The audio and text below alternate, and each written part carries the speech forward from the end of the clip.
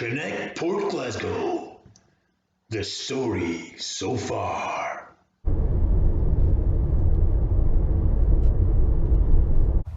So this is the story of Connect Port Glasgow, or really the journey that particularly Graham and I have been on over the last couple of years. Been at an event where I said to God, right, I'm kind of middle-aged fat guy in my early 40s now. Questions, what is it you've made me and us for, and what is it we want to do, and what's it you want us to partner with you doing? We started exploring different options. Graham was looking at all kinds of things. We wanted to make sure that we didn't limit God and what it was he was asking us to do. I remember as I was starting to get some language around this and God was confirming some stuff, preaching one Sunday, and there was a quote that just struck me around.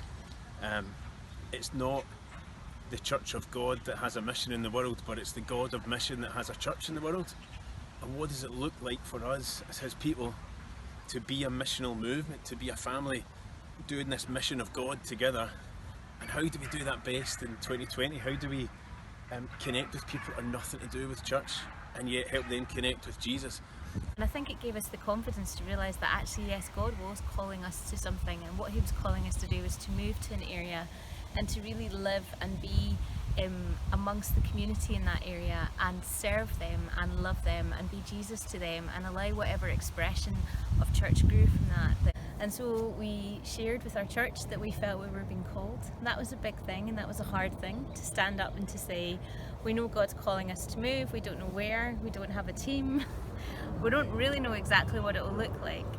That was a big faith step, the first one of many. Well, Marianne and Graham have always been key to the culture of Connect, and many of you will remember, alongside the rest of the leadership team, they were pivotal in helping us to rebrand, get our new name, our new mission statement, to live, love and lead like Christ. They've always been early adopters of this incredible vision to be one purpose, many places. So there has always been a call for them to connect and pioneer and missional in different ways. And of course, when we became buildingless, that was where Marianne and Graham really started to come into their own, and they, alongside myself and the leadership, helped to influence this church of many waypoints.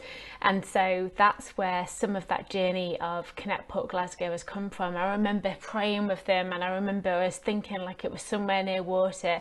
We saw pictures of a boat coming down to land in water and all this kind of stuff. And so it's been a really exciting journey so far to see that all God has pieced together. And over that time as well, we were getting lots of words from different people, and we got a real sense that God was calling us to a community that felt left behind, and we particularly felt it was going to be next to the Clyde, and we wondered if it was going to be one of the shipbuilding communities. And in one of our earliest prayer meetings, we sort of shared some of this and showed a map of potential areas that were within half an hour of Paisley, because that was another thing we felt quite clearly as we were going from Connect, that we were to be able to still connect back with Connect. They didn't quite know where, and we began to pray as a team. When we began to pray, in the place of prayer, God gave the name Port Glasgow. And we were all convinced and settled that God was moving them to Port Glasgow.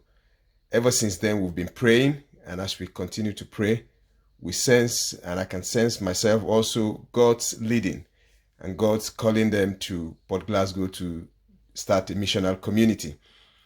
It's been a time of praying and seeking God along with them, and as we continue to do so, we believe that God is moving them, his hand is upon them and leading them to Port Glasgow.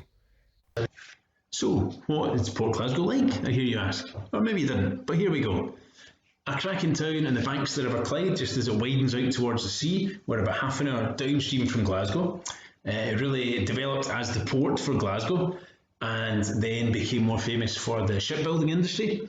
But as that industry has declined, the area's suffered, the local economy and so on has been affected by that, as many industrial towns in the west of Scotland, and it has loads of really steep hills, which give great views and sore legs. So this year we've had this amazing testimony of what God's been doing. We put our house in the market and sold it for more than we thought we would get. And then lockdown happened, and we had a long time of limbo where we didn't know when we were going to go, where we were going to go, when the kids were going to move school. But what we did know was God's peace in it. And then about a week before we were about to move out, YWAM Paisley offered us the space in their base. And that's been just the most amazing blessing. Yes! So we moved there, and literally were there a week when all of a sudden this house, which had everything that we had asked God for, appeared on the market, and we put in an offer and we got it the next day. Yes! And God's absolutely amazing provision continued when we heard from our good friend Karen Tullett, part of our Skylark International Network, that she was going to come up and join us and be part of the team here in Port Glasgow. So Karen's going to tell us why she's here. I'm here in Port Glasgow because I believe that Jesus Christ is the Son of God, and I believe that that statement has implications that are both practical and existential for every single one of us. And I'm here because I want to play my part, because I want to introduce people to Him, because I want people to find the love and the freedom that comes from being in a relationship with Jesus. And for me in this season, it means moving 400 miles and being part of something that's completely out of my comfort zone, completely out of my familiarity, and jumping on board with what it means to be part of God's kingdom in this area. I recall when Marianne and Graham rightfully pushed for us all to do the Bells course with Michael Frost, and that whole idea of what it looked like to be a missional sent community, to bless, to eat, to listen, to learn, be sent together. And that's indeed what they're up to doing right now with Port Glasgow. So it's been exciting to see the journey so far, and it's exciting to see what the journey will be as they continue to go deeper into the plans and purposes of God. We believe that God is calling us to go for the one, because He cares so passionately about each and every person, and He wants us to be willing to invest sacrificially in people's lives as needed.